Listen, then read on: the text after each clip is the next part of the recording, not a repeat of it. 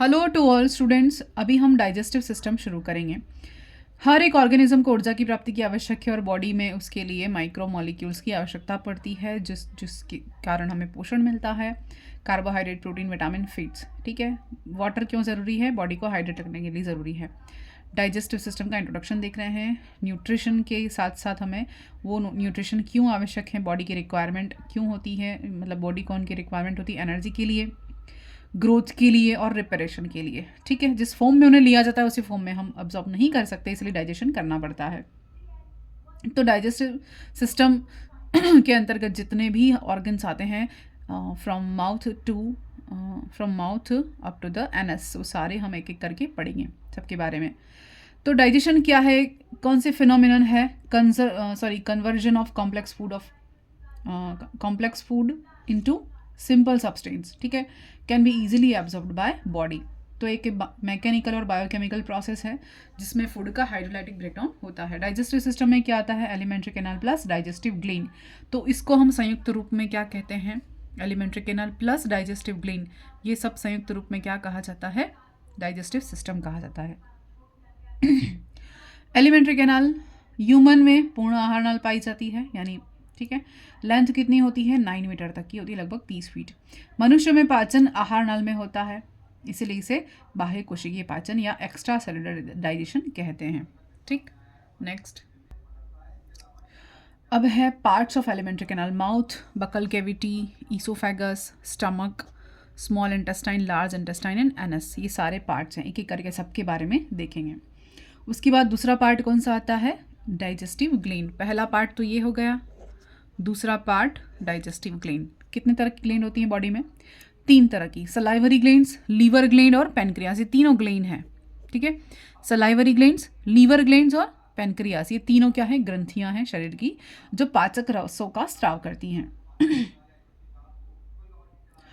अब सबसे पहले हम यहाँ पर ये डायग्राम आप बहुत सब कॉमन है, सबको आता है। ठीक है। ओरल कैविटी से इसकी शुरुआत होती है इस ट्रैक की। यहाँ पैरोटिड ग्लैंड पाई जाती है, ये सलाइवरी ग्लैंड है। ठीक है। दूसरी है सब मैक्सिलरी और सब लिंगुअल, ये दूसरी ग्लैंड है सलाइवा की। ठीक है। 3 ग्लैंड पाई जाती हैं। फिर यहाँ पर फेरिंग्स प्रेजेंट होता है। फिर यहाँ ये ईसोफेगस है, यहाँ पर ये लीवर है, गोल ब्लैडर है, उसके नीचे ड्यूडेनम, स्टमक के 3 पार्ट पढ़ेंगे अपन। ठीक है। अल्ट्रा स्ट्रक्चर भी पढ़ेंगे। ट्रांसवर्स कॉलन है, असेंडिंग कॉलन है, और जेजुनम, एलियम स्मॉल इंटेस्टाइन के पार्ट हैं और ये लार्ज के पार्ट हैं। ये डिसेंडिंग कॉलन लार्ज का पार्ट है, और सिग्मॉइड कॉलन ये भी लार्ज का पार्ट है। सीकम ये भी लार्ज का पार्ट है। वर्मीफॉर्म, अपेंडिक्स, रेक्टम, ये पूरा सिस्टम अपन ने देख लिया। अब स्मॉल इंटेस्टाइन के पार्ट क्या क्या है? ड्यूडिनम, जेजुनम और इलियम, सबको पता है ना? ये सीधे सीधे क्वेश्चन आते हैं। फॉर लार्ज इंटेस्टाइन के कौन कौन से पार्ट हैं? सीकम, कॉलन और रेक्टम, ये तीनों हमें याद रखने। तो दोनों के 3-3 पार्ट हैं। अब देखते हैं एलिमेंट्री कैनाल। माउथ से लेके शुरू होती है, अनुप्रस्थ दरार है। क्या है? माउथ क्या है? एक ट्रांसवर्स दरार है जो 2 गतिशील ओष्ठ से घिरा रहता है। अब लिप के अंदर कौन सी ग्लैंड पाई जाती है? सीरस ग्लैंड पाई जाती है। ओष्ठ में कौन सी ग्लैंड पाई जाती है? सीरस ग्लैंड पाई जाती है, और जो एक श्लेष्म जैसा पदार्थ स्राव करती है और होंठ को क्या रखती है? मुलायम और नम रखने का कार्य करती है। होंठ में कौन सी मसल पाई जाती है? ऑर्बिक्यूलरिस मसल पाई जाती है। ओष्ठ में कौन सी मसल पाई जाती है? ऑर्बिक्यूलरिस मसल पाई जाती है, जिस कारण से होंठ गति करते हैं। इस मसल के कारण होंठ में मूवमेंट होता है। ओष्ठ में प्रचुर रक्त संचार होता है, इसलिए ये गति कैसी होती है? संवहनी होती है। इसका कार्य क्या है? अंतर्ग्रहण का कार्य है। ठीक है। माउथ में खाना लेना। फिर एक मुख जो है वो मुख गुहा में खुलता है, और ओरल कैविटी या बकल कैविटी कहते हैं। इनमें मुख गुहा में ओरल कैविटी में कौन कौन से पार्ट पाए जाते हैं? पहला माउथ हो गया, दूसरा बकल कैविटी अपन देखते हैं। दूसरा भाग है बकल कैविटी। बकल कैविटी के कितने भाग हैं? पैलेट, टंग और टीथ। यानी बकल कैविटी में क्या क्या प्रेजेंट होता है? पैलेट, टंग और टीथ। पैलेट क्या है? ये तो पैलेट मुख गुहा की छत बनाता है। ठीक। रेस्पिरेटरी पाथ बनाता है, ओरल ट्रैक को अलग अलग रखता है। ठीक है। फिर मांसाहारी जीवों में पैलेट को अति विकसित तालू वालियाँ पाई जाती हैं, पैलेटाइल रग्स पाई जाती हैं, जो भोजन को मुख गुहा से बाहर नहीं फिसलने देती। ठीक है। कार्निवोर्स में पाई जाती हैं। बहुत हार्ड होता है, रजेस होते हैं, ऐसे ऐसे ऐसे फोल्ड्स होते हैं। Hard palate. ठीक है। 2 तरह के पैलेट होते हैं, आगे की ओर हार्ड और पीछे की ओर सॉफ्ट तालू होता है मुंह में। मुख गुहा के अग्रभाग में स्थित होता है, ठीक है, हार्ड वाला, और अस्थि का बना होता है, कठोर होता है, ठीक है। फिर है सॉफ्ट पैलेट, ये पश्च भाग में स्थित होता है, कोमल होता है, संयोजी ऊतक से निर्मित होता है, इसलिए ये सॉफ्ट होता है। इसका एक हिस्सा ग्रसनी की तरफ लटका रहता है, जिसे वल्वा कहते हैं, वेलम या पैलेटाई कहते हैं। यह जो वल्वा है या अलजिह्वा है, वो भोजन को निगलते समय क्या करता है, आंतरिक नासा छिद्र को बंद करता है। ये क्या करेगा, भोजन को निकलते समय आंतरिक यानी नेजल चैम्बर को बंद कर देता है। अब है टंग जो जीवा का अग्रभाग फ्री होता है, लेकिन एम्फीबिया में क्या होता है, मेढक में क्या होता है, जीवा का पश्च भाग फ्री होता है ना, उल्टा होता है। पश्च भाग में एक अस्थि से जुड़ा होता है जिसको हायोइड बोन कहते हैं। इस हायोइड बोन से ही टंग का ओरिजिन होता है। जिह्वा को सल्कस टर्मिनलिस दो भागों में विभक्त करती है। जिह्वा को दो भागों में बांटने वाली कौन है, मसल सल्कस टर्मिनलिस।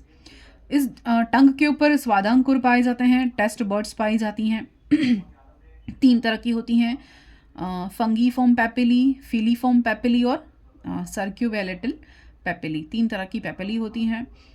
फंगीफॉर्म कैसी होती हैं, रेड या पिंक कलर की होती हैं। और फिलीफॉर्म कैसी होती हैं, टेस्ट बर्ड्स एब्सेंट होती हैं यहाँ पर, इसमें ये पैपिली में टेस्ट बर्ड नहीं होती हैं। और सर्क्यूवेलिटी में लार्जेस्ट टेस्ट बर्ड होती हैं, बड़ी बड़ी जो दिख रही है ना वो सर्क्यूलरिस होती हैं।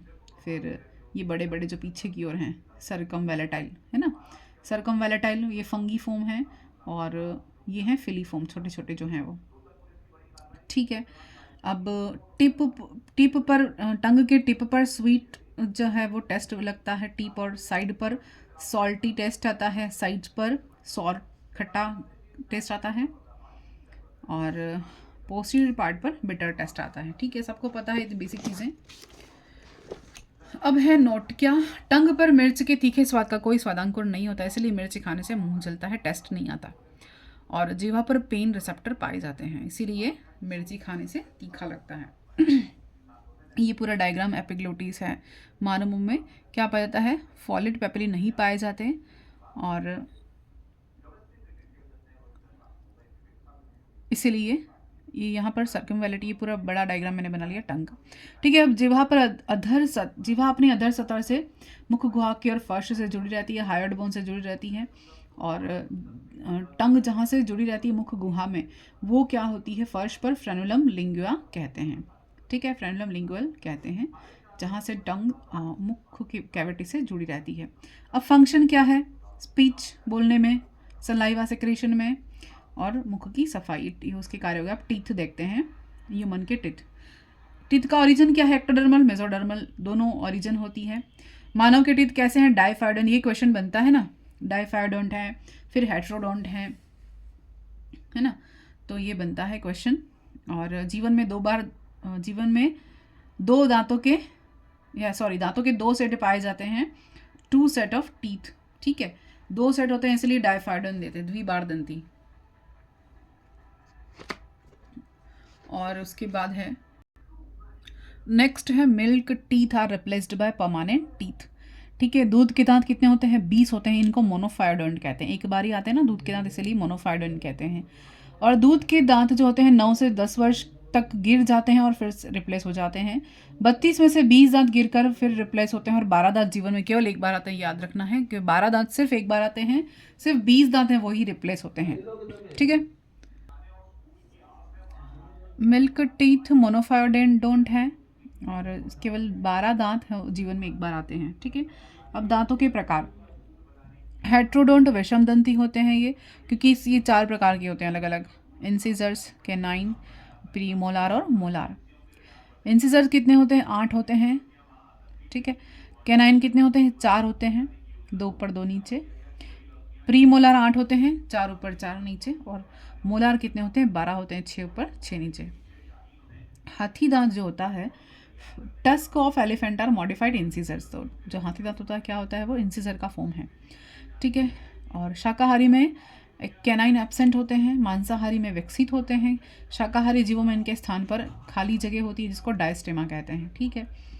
और ये इंसिजर्स 8 एडल्ट में, चाइल्ड में 8, कैनाइन 4, बच्चों में भी 4, प्रीमोलार इसमें 8 और प्रीमोलार में क्या नहीं होता, प्रीमोलार में सॉरी एडल्ट में प्रीमोलार और बच्चों में ये एब्सेंट होता है। तो यहाँ पर 0, जब दंत सूत्र लिखेंगे ना डेंटल ओरिएंटेशन, तब यहाँ पे 0 आएगा। मोलार कितने होते हैं एडल्ट में, 12 होते हैं। चाइल्ड में कितने होते हैं, 8 होते हैं। तो टोटल 20 दांत बच्चों में और 32 दांत बड़ों में, ठीक है। और जो कभी कभी 28 दांत ही रह जाते हैं, जो 4 मोलार है ना वो नहीं आते, यानी जिसको विजडम टूथ कहते हैं, वो कई कई लोगों में आते ही नहीं हैं और ज़रूरी नहीं है कि सब में आए। और लास्ट मोलार जो होते हैं उन्हीं को क्या कहते हैं, विजडम टूथ कहते हैं। अब दूसरा टाइप है थिकोडोंट, गर्तदंती, क्योंकि दांत हैं वो जबड़ों में ढसे हुए हैं इसलिए थिकोडोंट कहे जाते हैं, ठीक है। ये डेंटल फार्मूला यहाँ से बना लेंगे हम। और डाइफाइडेंट देख ही लिया, डाइफाइडेंट यानी जीवन में 2 बार आते हैं, जो केवल 12 दांत है वो एक ही बार आते हैं, 20 दांत है वो डबल बार आते हैं, ठीक। डेंटल फार्मूला क्या है, number of teeth in 1/2 of upper जो upon number of teeth in 1/2 of lower जो। तो ये दिखने में बहुत बेसिक चीज़ें लग रही हैं, लेकिन जब क्वेश्चन आता है तो अब हम बहुत कंफ्यूज हो जाते हैं और वहाँ गलत करके आते हैं। जो पेपर दे चुके हैं वो अच्छे से समझते हैं इस चीज़ को। तो मानव का दंत सूत्र हम तो रट लेते हैं 21, 23, 21, 23 है ना, मल्टीप्लाई 32। तो कौन से क्वेश्चन ऐसे घुमा के आते हैं, कौन से विजडम टूथ जो होते हैं वो कहाँ से आते हैं, वो मोलार होते हैं, जो 4 मोलार जो लास्ट में आते हैं, एडल्टहुड में आते हैं, ठीक है। चाइल्ड में कितना होता है फार्मूला, 2102, 2102, ऐसे ही हम रट लेते हैं, याद करते हैं। टोटल 20 टीथ होते हैं। तो और कौन से टीथ नहीं होते हैं चाइल्ड में, प्रीमोलार नहीं होते हैं, ठीक है, यानी 3 होते हैं प्रीमोलार, 3 होते हैं ना, तो वो एब्सेंट होते हैं, नहीं होते, प्रीमोलार नहीं होते, ठीक है। एडल्ट में एक बार जो आते हैं वो दांत, उनका सूत्र क्या है, 0021 मल्टीप्लाई 2, ये इसका फॉर्मूला हो जाएगा। ऐसे दांत जो एडल्ट में केवल एक ही बार आते हैं, एक दंती, तो उसका सूत्र पूछा जाए, क्योंकि क्वेश्चन घुमा के ही पूछा जाता है, सीधा नहीं आता, तो 21 याद रखना है, ठीक है। लास्ट में स्ट्रक्चर ऑफ टीथ देखते हैं। ओरिजिन क्या है, एक्टोडर्मल या एक्टोमेसोडर्मल। ओरिजिन क्या कहेंगे इसको, टीथ का ओरिजिनेशन क्या है, एक्टोमेसोडर्मल कहे जाएंगे। टीथ के टाइप कितने हैं, टीथ का स्ट्रक्चर में क्या क्या होता है, क्राउन, नेक और रूट होता है। क्राउन मसूड़े के बाहर की ओर भाग जो दिखाई देता है वो क्राउन कहा जाता है। जो नेक होता है वो मसूड़ों पर स्थित होता है, जो दिखाई नहीं देता। और रूट जो बिल्कुल नहीं दिखाई देता, जबड़ों में धंसा हुआ भाग होता है। सबसे इनेमल क्या है, सबसे कठोर भाग है, सबको पता है ना, बॉडी का सबसे हार्डेस्ट पार्ट। तो क्राउन इनेमल के द्वारा ढका रहता है। इनेमल वाइट पार्ट होता है। इनेमल की उत्पत्ति कहाँ से होती है, एक्टोडर्म से होती है। इनेमल को बॉडी का हार्डेस्ट पार्ट कहते हैं। इनेमल कैल्शियम कार्बोनेट और कैल्शियम फॉस्फेट से बना होता है, ठीक है। बेसिक चीज़ें हैं, थ्योरी जो पढ़ लेंगे ये वाली जो है, उसके बाद ऑब्जेक्टिव बहुत ईजी हो जाएंगे। 1 से 2 बार अगर किसी ने वीडियो देख लिया, क्योंकि ये बेसिक चीज़ें हैं, सबका पढ़ा हुआ है, कोई नया कुछ भी नहीं है। लेकिन हम सब रिवीजन से जो बच जाते हैं, और रिवीजन नहीं करना ही सबसे बड़ी हार का कारण है। तो इनेमल का सिक्रेशन जो होता है वो कहाँ से होता है, अमाइलोब्लास्ट सेल के द्वारा होता है, ठीक है। इनेमल के प्रॉपर डेवलपमेंट के लिए क्या ज़रूरी है, फ्लोराइन या फ्लोराइन युक्त उपयुक्त मात्रा में होना चाहिए। फ्लोराइन की गड़बड़ी के कारण इनेमल जो होता है वो खराब हो जाता है। फिर है डेंटाइन। डेंटाइन जो होता है दांतों की वृद्धि के लिए आवश्यक है, और डेंटाइन के स्रावण के कारण ही दांत का फॉर्मेशन होता है। जैसे ही डेंटाइन का स्रावण रुक जाए, दांतों की वृद्धि रुक जाती है। तो दांत के फॉर्मेशन के लिए कौन रिस्पॉन्सिबल है, डेंटाइन रिस्पॉन्सिबल। दांतों का बनना ही किससे होता है, डेंटाइन से होता है, ठीक है। फिर है डेंटाइन का सिक्रेशन ओडोंटोब्लास्ट सेल द्वारा होता है। देखो, इनेमल का सिक्रेशन पूछे तो अमाइलोब्लास्ट सेल, और डेंटाइन का सिक्रेशन पूछे तो ओडोंटोब्लास्ट सेल। ये दोनों हैं, एक जैसे हैं, कन्फ्यूजन हो सकता है। दिखने में बेसिक लगता है कि बहुत सरल है, बहुत बार पढ़ चुके हैं, इसमें क्या है, पर ये जब कंफ्यूज करता है, दोनों सेम चीज़ें हैं।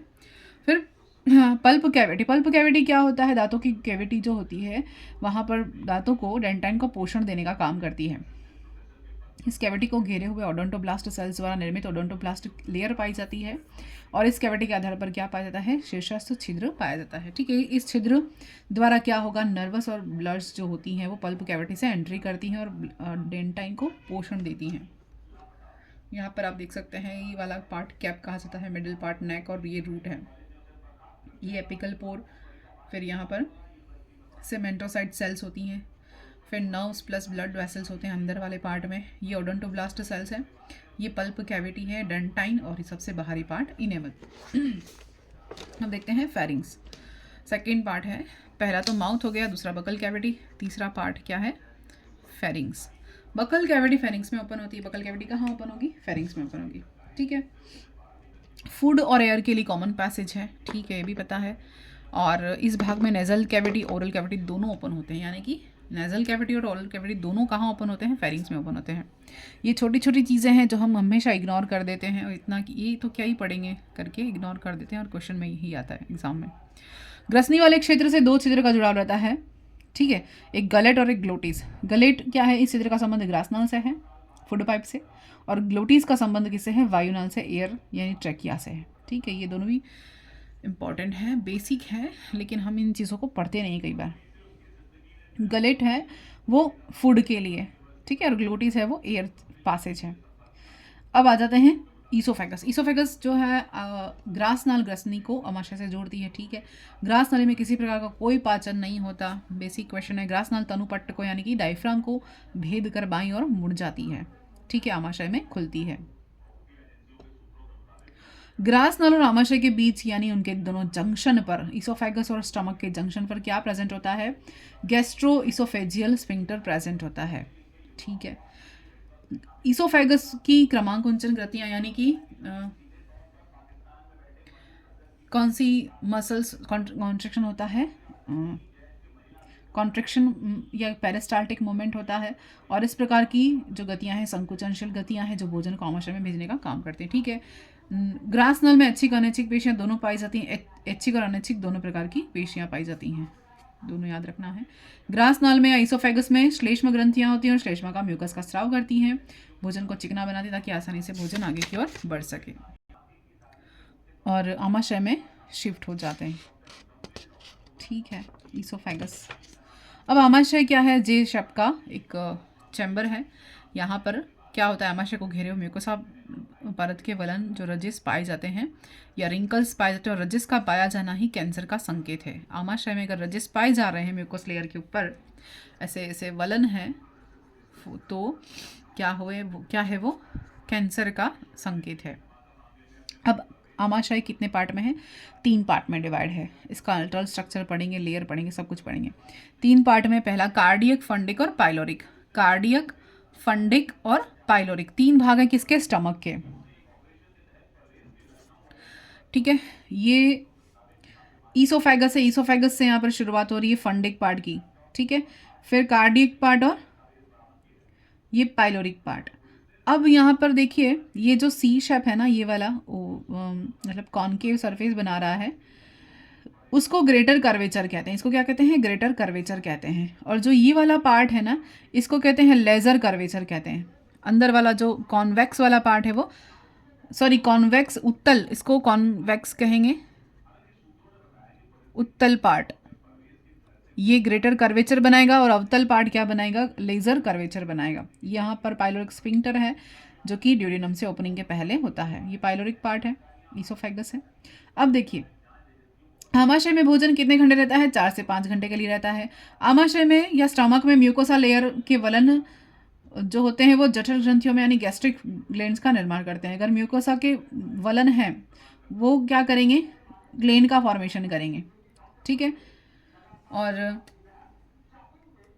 इनके फोल्ड्स अगर रजिस बनाने लग जाए, रिंकल्स हो गए, तो वो कैंसर का संकेत है। अब है गैस्ट्रिक ग्लैंड से संबंधित 3 प्रकार की ग्रंथियां होती हैं, ये इंपॉर्टेंट है, याद रखना है। गैस्ट्रिक ग्लैंड की जो ग्रंथियां हैं, क्वेश्चन तो यहीं से आएंगे, ठीक है। पहली है जाइमोजन, चिफ या पेप्टिक सेल। 3 नाम है, जाइमोजन सेल, चीफ सेल या पेप्टिक सेल। किसका, गैस्ट्रिक ग्लैंड के 3 ग्रंथियां होती हैं जहां से गैस्ट्रिक जूस सीक्रेट होते हैं। इसमें पहला है जाइमोजन ग्लैंड, पेप्सिनोजन प्रोरेनिन का स्राव करती हैं। जाइमोजन या चीफ या पेप्टिक सेल क्या करेंगी, पेप्सिनोजन का या प्रोरेनिन का सिक्रेशन करेंगी, और इसके द्वारा थोड़ी मात्रा में गैस्ट्रिक लाइपेज एंजाइम का भी स्राव होता है। यानी कि जाइमोजन ग्रंथि पेप्सिनोजन, प्रोरेनिन और कुछ मात्रा में गैस्ट्रिक लाइपेज का सिक्रेशन करती हैं, ये ध्यान रखना है, ठीक। नेक्स्ट है ऑक्सिनटिक सेल्स या पेराइटल सेल्स। ऑक्जेंटिक सेल्स क्या करती हैं, HCl का सिक्रेशन करती हैं, सभी सभी जानते हैं। और इसमें क्या है, कास्टल्स इंट्रिंसिक फैक्टर का स्राव करती हैं। क्या है, कास्टले इंट्रिंसिक फैक्टर, ये क्या करता है, ये प्रोटीन है एक तरह का। ये क्या करेगा, कास्ले इंट्रिंसिक फैक्टर क्या करेगा, मनुष्य में विटामिन B12 का अवशोषण के लिए रिस्पॉन्सिबल होता है। किसके लिए, विटामिन B12 के अवशोषण के लिए कौन रिस्पॉन्सिबल है, ऑक्जेंटिक सेल के द्वारा सिक्रेट होने वाला फैक्टर, कौन सा, कास्ले इंट्रिंसिक फैक्टर। ठीक है, ध्यान रखना इंपॉर्टेंट है। फिर है पेप्सिनोजन, पेप्सिनोजन, प्रोरेनिन और म्यूकस नेक्सेल। देखते हैं पेप्सिनोजन क्या करेगा। पेप्सिनोजन कहाँ से सिक्रेट हुआ है, चीफ सेल का सिक्रेशन है ना। ये HCl की प्रेजेंस में क्या करेगा, पेप्सिन को एक्टिव करेगा। पेप्सिनोजन इनएक्टिव स्टेट में है, एक्टिव कब होगा, जब HCl मिलेगा। HCl कहाँ से मिलेगा, ऑक्जेंटिक सेल से मिलेगा। ठीक है, और ये क्या है, प्रोटीन पाचक एंजाइम है। पेप्सिन क्या है, प्रोटीन पाचक एंजाइम है। ये पेप्सिन कहाँ से सिक्रेट हो रहा है, ये सिक्रेट हो रहा है चीफ या जाइमोजन सेल से। HCl कहाँ से मिल रहा है, ऑक्जेंटिक सेल से। ठीक है, और ये दोनों मिलकर क्या करेंगे, पेप्सिन को एक्टिव कर देंगे और प्रोटीन पाचक एंजाइम कहा जाता है। जो कि अब ये पेप्सिन क्या करेगा, ये प्रोटीन पर एक्ट करेगा, और प्रोटीन पर एक्ट करके या प्रोटीन के साथ ही इसकी प्रेजेंस में क्या करेगा, प्रोटीएज और पेप्टॉन्स में कन्वर्ट करता है, पेप्टाइड्स बनाता है। ठीक है, यानी प्रोटीन को डाइजेस्ट करेगा, सीधी सी बात। अब दूसरा जो है प्रोरेनिन, यहाँ देखा था ना, पेप्सिनोजन और प्रोरेनिन।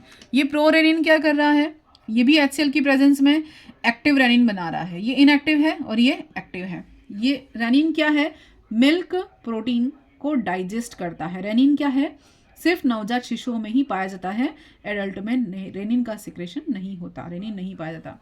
फिर है म्यूकस नेक्सेल। म्यूकस नेक्सेल क्या करेगी, म्यूकस का सिक्रेशन करेगी।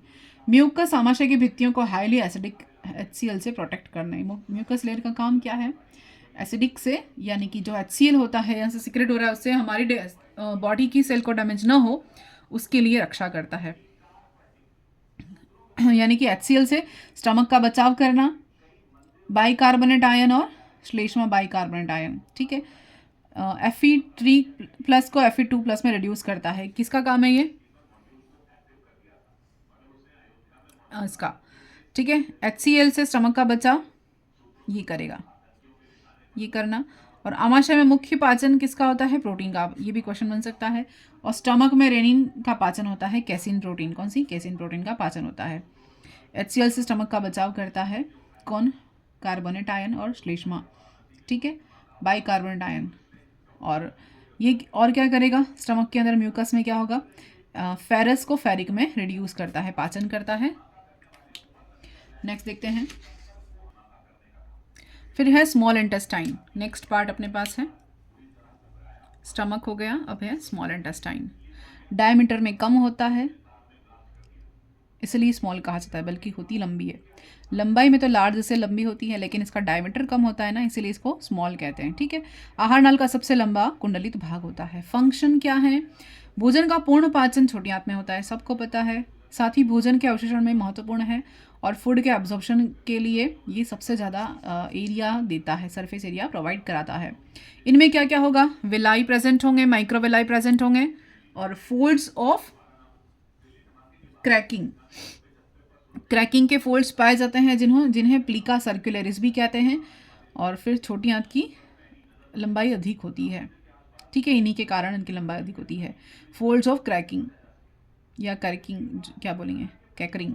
ठीक है, प्लीका सर्कुलरिस। ये संरचनाएं अवशोषण तल को बनाने में सहायक होती हैं। सारी मिलकर क्या करेंगे, सरफेस एरिया को बढ़ाएंगे ताकि फूड अच्छे से एब्जॉर्ब हो सके। अब स्मॉल इंटेस्टाइन के पार्ट क्या क्या पार्ट हैं, ड्यूडिनम, जेजुनम और इलियम, तीनों याद रखने हैं, सबको याद है। ड्यूडिनम या ग्रहणी हिंदी में कहेंगे। ड्यूडिनम का लेंथ क्या है, 25 सेंटीमीटर है, यू आकृति या सी आकृति का शेप है। और ये स्ट्रक्चर देख सकते हैं, ये पेनक्रियास है ना, ये ड्यूडिनम है, ये मिड, और ये इलियम, सक्कस रोटंडस। ये स्मॉल इंटेस्टाइन का डायग्राम, ये रफ डायग्राम। अब ये आमाशय का पाइलोरिक भाग कहाँ खुलता है, ड्यूडिनम में ओपन होता है। पाइलोरिक भाग या पाइलोरिक पार्ट और ड्यूडिनम के जंक्शन पर क्या पाया था, पाइलोरिक स्फिंक्टर, हमने डायग्राम में देखा था, पाया जाता है। ये रहा। ठीक है, ये देख सकते हैं। अब है ड्यूोडेनम के दोनों भुजाओं के बीच में क्या पाया जाता है? अग्नाशयी ग्रंथि पाई जाती है। पैनक्रियास कहाँ पाया जाता है? ड्यूोडेनम की दोनों भुजाओं के बीच में ही पैनक्रियास ये प्रेजेंट है। ठीक है, अग्नाशय खुलता है। अब है सेकंड पार्ट, जेजुनम या मध्यांत्र भी कहते हैं, हिंदी मीडियम वालों के लिए भी। लंबा कुंडलित भाग है और ग्रहणी को इलियम से जोड़ता है। ठीक है, इलियम लंबा अत्यधिक कुंडलित भाग है, ये भी लंबा है और अत्यधिक कॉइल्ड है। इलियम का अंतिम भाग क्या कहा जाता है? सक्कस रोडेंटस कहा जाता है, फूला हुआ होता है ना, इसीलिए। इलियम लार्ज इंटेस्टाइन को सीकम फर्स्ट पार्ट में खुलता है। इलियम क्या है? लार्ज इंटेस्टाइन के जो है सीकम के पहले भाग में, यानी सीकम से जुड़ा हुआ कौन है? इलियम है, लास्ट पार्ट है ना। इलियम और सीकम के जोड़ पर जंक्शंस पर क्या? इलियोसिकल वाल्व पाए जाते हैं, इलियोसिकल का पार्ट पाया जाता है।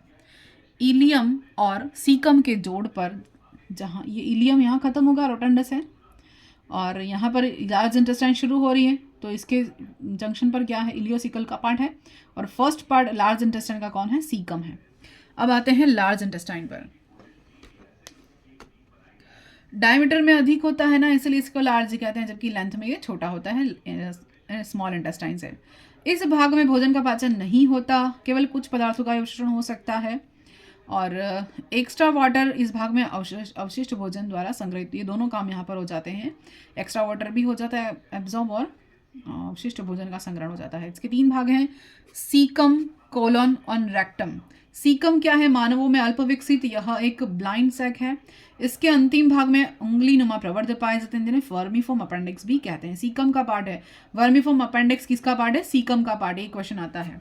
ठीक, शाकाहारियों में यह विकसित होता है बहुत ज़्यादा, क्योंकि यहाँ पर सेलुलोज का पाचन करना पड़ता है। कहाँ पर सेलुलोज का पाचन कहाँ होता है? यहाँ होता है, सीकम में। ठीक है, तो हर्बीवोर्स होते हैं, उनमें ये वाला पार्ट ज़्यादा बड़ा होता है। और यहीं पर जो मेथेनोजेंस बैक्टीरिया पाए जाते हैं ना, वो भी वहीं पे पाए जाते हैं, जो कि क्या करेंगे? सेलुलोज को पाचन करने के साथ मिथेन गैस प्रोड्यूस करते हैं। मेथेनोजन बैक्टीरिया पाचन करने का काम करते हैं। अब कॉलन देखते हैं, सेकेंड पार्ट। लार्ज इंटेस्टाइन का सबसे विकसित भाग कौन सा है? कॉलन है। इस भाग में क्या है?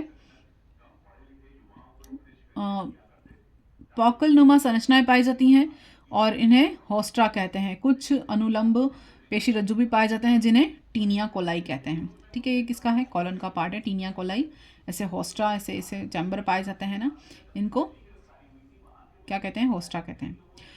अब कॉलन के भाग कौन कौन से हैं? 4 भाग हैं। कॉलन के कितने भाग हैं? असेंडिंग, ट्रांसवर्स, डिसेंडिंग और सिग्मोइड, 4 भाग हैं। कॉलन के कितने भाग हैं? 4 भाग हैं। ये भी क्वेश्चन बन सकता है। असेंडिंग ये ऊपर वाला, ट्रांसवर्स, डिसेंडिंग ऐसे आ रहा है वो, और ये सिग्मोइड मुड़ा हुआ है। ठीक है, ये 4 पार्ट होते हैं, बस इतना से ज़्यादा कुछ नहीं। फिर रेक्टम है। रेक्टम, इस भाग में अवशिष्ट पदार्थ संग्रहित होता है। रेक्टम जो कि एनाल के एनाल में खुलता है, और अंत में एनस द्वारा बाहर ओपनिंग उसकी हो जाती है। खत्म हो गया ये अपना। ये तो हो गया पूरा स्ट्रक्चर बेस पर। अब देखते हैं अल्ट्रा स्ट्रक्चर बेस पर, इसका हिस्टोलॉजी वगैरह देखते हैं डाइजेस्टिव सिस्टम की, पूरी एलिमेंट्री कैनाल की। ठीक, सबसे पहले हम देखते हैं आहार नाल अंदर से 4 परतों से घिरी रहती है। एलिमेंट्री कैनाल में कितनी लेयर पाई जाती हैं? 4 लेयर पाई जाती हैं। कहाँ से कहाँ तक ये देखते हैं? ईसोफेगस टू रेक्टम, ईसोफेगस से लेकर रेक्टम तक कितनी लेयर होती हैं? 4 लेयर पाई जाती हैं। सबसे पहले लेयर का नाम है सीरोसा, जो कि आउटर मोस्ट लेयर है। सबसे बाहरी परत कौन सी है? सीरोसा, याद रखना है। महीन मेजोथीलियम या वाइसरल पेरिटोनियम परत द्वारा बनी होती है, जिसमें क्या पाए जाते हैं? कनेक्टिव टिश्यूज पाए जाते हैं। मेजोथीलियम या वाइसरल पेरिटोनियम द्वारा बनी होती है कौन सी परत? कौन सी परत? सीरोसा परत। ठीक, फिर देखते हैं ईसोफेगस में सीरोसा के स्थान पर क्या पाया जाता है? ट्यूनिका एडवेंशिया पाई जाती है। ये भी क्वेश्चन बन सकता है, इंपॉर्टेंट है। ईसोफेगस में सीरोसा नहीं होती है। ईसोफेगस में कौन सी लेयर पाई जाती है? ईसोफेगस में सीरोसा के स्थान पर ट्यूनिका एडवेंशिया पाई जाती है। ठीक है, फिर दूसरी लेयर है मस्कुलरिस लेयर। किसकी बात कर रहे हैं हम? 4 लेयर की बात कर रहे हैं, जो कि ईसोफेगस टू रेक्टम पाई जाती हैं। लेकिन ईसोफेगस में सीरोसा यानी पहली लेयर के स्थान पर क्या पाया जाता है? ट्यूनिका एडवेंशिया पाई जाती है। मस्कुलरिस लेयर, इस परत में 2 प्रकार की पेशियां पाई जाती हैं। पहली बाहरी अनुलंब पेशियां, और दूसरी है भीतरी वृत्ताकार पेशियां। अब देखिए, आमाशय में वृत्ताकार पेशी स्तर के नीचे एक और पेशी स्तर पाया जाता है, तिर्यक, यानी कि ये जो है ना ऑब्लिक मसल्स, ये सिर्फ और सिर्फ स्टमक में पाई जाती है और कहीं नहीं पाई जाती। तो मस्कुलरिस लेयर है वो 2 परत की बनी होती हैं, 2 पेशियों की बनी होती हैं। पहली आउटर लॉन्गिट्यूडिनल मसल और दूसरा है इनर सर्कुलर मसल। लेकिन स्टमक के अंदर तीसरी एक और लेयर पाई जाती है जो कि क्या कही जाती है, ऑब्लिक मसल्स या तिर्यक पेशियां कही जाती हैं। ठीक है, ये इंपॉर्टेंट है, ये इंपॉर्टेंट है। अब तीसरी लेयर है सबम्यूकोसा या अधश्लेष्मिका लेयर। इस परत में संयोजी ऊतक के अतिरिक्त लसिका वाहिनियां, रक्त वाहिनियां, तंत्रिकाएं, रेशे भी पाए जाते हैं। कहाँ पर, अधश्लेष्मिका या सबम्यूकोसा लेयर में क्या क्या पाया जाता है, संयोजी ऊतक के अलावा क्या क्या है, लसिका वाहिनियां यानी कनेक्टिव टिश्यूज यहाँ पर होते हैं, लसिका वाहिनियां, रक्त वाहिनियां, तंत्रिकाएं, सब कुछ प्रेजेंट है। कहाँ पर, तीसरे वाले लेयर में। नोट क्या है, ग्रहणी की सबम्यूकोसा लेयर में ब्रूनर्स ग्लैंड पाई जाती हैं जो कि श्लेष्मा का स्राव करती हैं। ये बहुत इंपॉर्टेंट है। क्वेश्चन अगर सीधा सा पूछ ले कि ड्यूडिनम में या ब्रूनर ग्लैंड कहाँ पाई जाती हैं, तो हम सीधा सा बताते हैं ड्यूडिनम में, याद रहता है। लेकिन कौन सी लेयर में, 4 लेयर में से कौन सी लेयर में ब्रूनर ग्लैंड्स का फॉर्मेशन होता है, तो सबम्यूकोसा लेयर में, तीसरे वाले पार्ट में सबम्यूकोसा लेयर का फॉर्मेशन होता है। अगर डीप में क्वेश्चन पूछा जाए तो ये पूछा जा सकता है। फोर्थ अपने पास है म्यूकोसा लेयर, श्लेष्मिका लेयर। आंत्र की या इंटेस्टाइन की कैविटी को घेरे हुए श्लेष्मिका परत पाई जाती है और सबसे भीतरी परत है। तो इंटेस्टाइन की एलिमेंट्री कैनाल की कैविटी को जो सराउंड करती है वो कौन सी लेयर है, श्लेष्मिका परत है और सबसे अंदर की परत है। और इनमें क्या पाती है, गॉबलेट सेल्स या चूषक कोशिका, हिंदी में आपको मिलेगा चूषक कोशिकाएं। गॉबलेट सेल्स कहाँ पाई जाती हैं, म्यूकोसा लेयर, जो फोर्थ अंतिम और सबसे इनर लेयर है, वहां पाई जाती हैं। अब है म्यूकोसा के वलन पर, म्यूकोसा के वलन आमाशय में रजेसिया का फॉर्मेशन करते हैं। म्यूकोसा के वलन छोटी आंत में विलाई का फॉर्मेशन करते हैं। इन रसांकुरों को घेरे हुए कोशिकाओं पर ब्रश बॉर्डर्स पाए जाते हैं जिनको माइक्रोविलाई कहते हैं। माइक्रोविलाई जैसा उनका सब्सटेंस होता है। ये क्या करेंगे, अवशोषण सतह को बढ़ाने का काम करते हैं। फिर म्यूकोसा के वलन जो है इंटेस्टाइन में, यानी वलन यानी फोल्ड्स, म्यूकोसा के फोल्ड्स इंटेस्टाइन में प्लीका सर्कुलरिस का फॉर्मेशन करते हैं या फोल्ड्स ऑफ कैरक्रीन का निर्माण करते हैं। ठीक है, ये याद रखना है। विलाई के अंदर कई सारे ब्लड कैपिलरीज और लैक्टल प्रेजेंट होता है जो वसा का अवशोषण करता है। तो वसा का पूर्ण पाचन कहाँ होता है, 7वीं क्लास में हम पढ़ रहे हैं, स्मॉल इंटेस्टाइन में होता है। ठीक है, लेकिन यहाँ पर क्या है, डिटेल है। विलाई के अंदर बहुत सारे फोल्ड्स पाए जाते हैं और इनमें ब्लड कैपिलरीज पाई जाती हैं और इनमें लैक्टल प्रेजेंट होते हैं जो क्या करेंगे, वसा, लैक्टियल प्रेजेंट होते हैं जो वसा का अवशोषण करते हैं। अभी हम देखते हैं ये म्यूकोसा लेयर, ये लैक्टल मसल्स कैपिलरी से जो कि वसा का अवशोषण करते हैं। ये क्रेप्ट्स ऑफ लिबर का, ये जो क्रेप्ट्स लिबर का कहाँ पाए जाते हैं, ये भी इंटेस्टाइन पे ही पाए जाते हैं। जो क्या करेंगे, इंटेस्टाइनल जूस का यानी कि सक्कस एंटेरिकस कहते हैं, उसका सिक्रेशन करते हैं। कौन, क्रेप्ट्स ऑफ लिबन कॉर्न। ठीक है, लिबर कोहन की दरारें, हिंदी में लिबन कोहन की दरारें, लिबन कोहन की दरारें, क्रिप्ट्स ऑफ लिबन कोहन। ठीक है, ये कहाँ है, स्मॉल इंटेस्टाइन का। क्या करते हैं, सक्कस एंटेरिकस का सिक्रेशन करते हैं, आंतरिक रस का स्राव करते हैं। ये लैक्टियल सेल्स जो होती हैं वो वसा को अवशोषित करने का काम करती हैं। ठीक है, अब म्यूकोसा परत के द्वारा ही आमाशय में जठर ग्रंथियों का निर्माण होता है। ये म्यूकोसा लेयर है ना, ये फोल्ड्स करेंगी और क्या बनेंगी, जठर ग्रंथियां बनाएंगी, जिनके बारे में हम आगे पढ़ेंगे। अब यहाँ डायग्राम देख लेते हैं। सबसे अंदर तो कैविटी है, ल्यूमेन कहते हैं जिसको। सबसे भीतरी लेयर कौन सी देखी थी, म्यूकोसा देखी थी। सबसे नंबर 1 की लेयर ये है ना, या 4th नंबर की लेयर कहते हैं। सबसे आंतरिक लेयर 4th नंबर की। सबसे बाहरी लेयर सिरोसा थी, 1st नंबर की कह देते हैं इसको, नंबर 1। 2nd नंबर पे कौन था अपने पास, सर्कुलरिस मसल्स। ठीक है, सॉरी, 2nd नंबर पे कौन था, सब म्यूकोसा लेयर थी। 2nd नंबर पे कौन था अपने पास, सब म्यूकोसा लेयर, अरे sorry, muscularis layer. 2nd number पे कौन है, मस्कुलरिस लेयर है। ठीक है, जिसके 2 पार्ट हैं, ये मस्कुलरिस लेयर,